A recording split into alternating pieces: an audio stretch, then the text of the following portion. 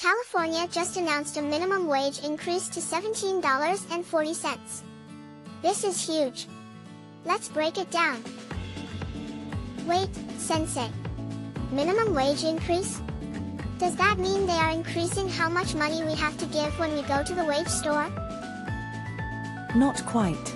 A minimum wage is the lowest hourly pay that an employer is legally required to give a worker. It is the floor. Employers cannot go below it. Okay, so if it is the floor, does the government need to repair it?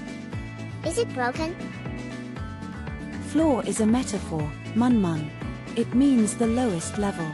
If the floor is raised, the minimum amount workers earn goes up. California moved that floor from 1690 to 1740. So every worker in California wakes up and gets a pay raise? How much do they need to wake up to get the raise? The raise does not happen automatically to everyone tomorrow. Starting January 1st, 2025, any employer in California must pay their workers at least $17.40 per hour. It becomes the law. Got it. So does this law apply if you work at a minimum wage restaurant? Or does the minimum wage only work at minimum wage jobs? It applies everywhere. Any job, any industry in California. If you sweep floors, work a register, deliver food, answer phones, if you work for pay, the minimum wage sets your floor. Newsom made this announcement on Friday and said California is choosing a path that rewards work. So Newsom announced on Friday. Does that mean the wage increase only works on Fridays, or does it work all week? Friday is just when he announced it. The law itself will take effect on January 1st. It works every day of the year, all 7 days. Okay. But why did Newsom announce this now? Is there a law that you have to announce wage increases on specific days? He announced it because California is facing a serious problem. Living costs are very high. Families need more money just to pay for food, housing, childcare, and transportation. The wage increase is supposed to help them keep up. According to researchers at MIT, a family of 2 working adults and 2 children in California needs each parent to earn $36.38 per hour just to cover basics. That is almost double the old minimum wage. Wait. So even at $17.40, families are still short? The wage increase does not solve the problem? Exactly. The $17.40 wage is a step forward. But it does not close the entire gap. That is why this is controversial. Some say it is not enough. Others say it is too much. So some people say too much. Is the wage increase too heavy to carry? Does it break things? When people say a wage increase is too much, they mean it has costs. When employers must pay workers more, they might hire fewer people. Or they might raise prices. Or both. So if a business raises prices, then customers have to pay more. But customers are also workers. So they got a raise, so they can pay the higher prices. That sounds balanced. Mun, are you listening to me at all? It is not that simple. Not all workers get a raise. Not all customers work in California. And the timing matters. Businesses change prices immediately. Wages change on a schedule. But you are touching on something real. The cost of living in California is genuinely high. Gas prices topped $6 a gallon recently. Housing costs doubled in some areas over the last decade. Wages have not kept pace. So this wage increase is really about one question: who should bear the cost of high living expenses? So the question is, who bears the cost? Does that mean someone has to carry the living expenses on their back? Sort of. Workers want employers to pay more. Employers say customers will pay more through higher prices. Customers say wages should be higher. Everyone sees it differently depending on where they stand. Consider a small business owner in California. She has 12 employees. If she must pay each one about $1 more per hour, that costs her thousands of dollars every month. She may not have that money without cutting hours or raising prices. Right. So the small business owner is in a tight spot. But could she just ask her customers to pay more? Would they agree? Only if they have no choice. If customers can buy the same thing somewhere cheaper, they will leave. So businesses in cheaper states, or online, suddenly look more attractive. That is the fear.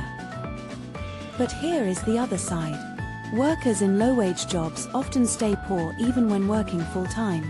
A higher wage can move them out of poverty. So workers leave the low-wage jobs. Do they go somewhere new? Where do they go? Not physically. When wages rise, some workers can afford better housing, better food, move their kids to better schools. They stay in their communities but their lives improve. That is the idea. But if everyone gets a raise, and everything gets more expensive, then nothing actually changes. Is that right? That concern is called inflation. It is real. But California's wage has risen from $12 when Newsom took office in 2019 to $17.40 now. The state has not collapsed.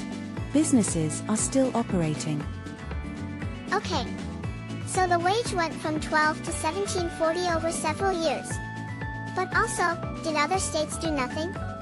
Are they stuck at old wages? Actually, 30 states plus Washington, D.C. have already set wages above the federal minimum of $7.25. Washington state will reach $17.13 in 2027. California is leading, but it is not alone. Wait, there is a federal minimum wage of $7.25? That seems very low. Why has that not changed in so long? The federal minimum was last raised during George W. Bush's presidency, from $6.55 to $7.25. That was in 2007. So it has been frozen for almost 18 years. Meanwhile, the cost of everything has more than doubled in those 18 years. Inflation has made that $7.25 wage worth much less.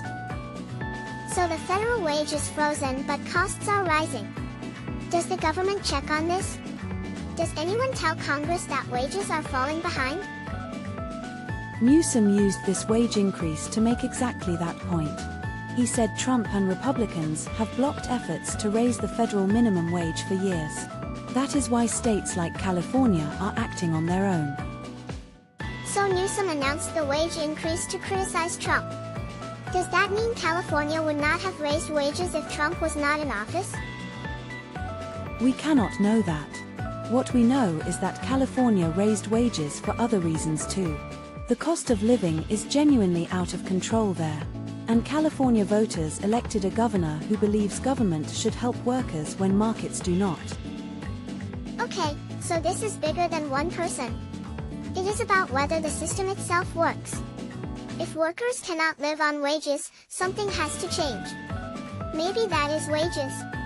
Maybe it is something else. Exactly. This is the real story. California is not the first place to face this problem.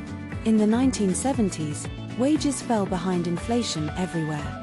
Countries had to choose between accepting lower living standards or raising wages and risking inflation. The same tension exists today. Raise wages, and prices might rise. Do not raise wages, and workers fall further behind. California chose to raise wages. They are betting that businesses will find ways to absorb the cost through efficiency, through lower profit margins, through accepting gradual price changes instead of sudden ones. So California is betting. Like, with money? How much money are they betting? Not literally gambling. They are making a choice based on incomplete information. They think the wage increase will help workers and the economy will adapt. They hope they are right. We will see. What matters now is that California's choice affects millions of people. Workers will have more money. Employers will have higher costs. Consumers might see higher prices. But the distribution of that burden, that is the real debate. So workers get more, employers pay more, customers pay more. Everybody changes. But does anybody actually win? Workers earning more than they did before are in a different position. Whether they are truly better off depends on prices and other factors.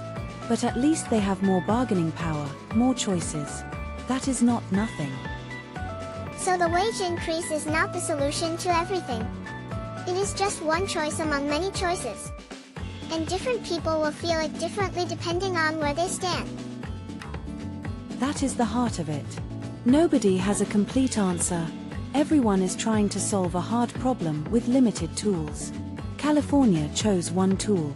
Other states chose differently. The federal government chose not to act at all. What this wage increase really shows us is that when one level of government does not act, another level will. And when a problem is serious enough, when families cannot afford to live, eventually someone has to respond. Right. So even if you disagree with the wage increase, you have to understand why it happened. Because ignoring a problem does not make it go away. It just makes someone else try to fix it. Wages are not just about money. They are about who gets to decide what kind of life people can afford. When one person decides, someone else has to pay. That is the real conversation. That is what California is really announcing. So how is this story being told where you live? I really want to know.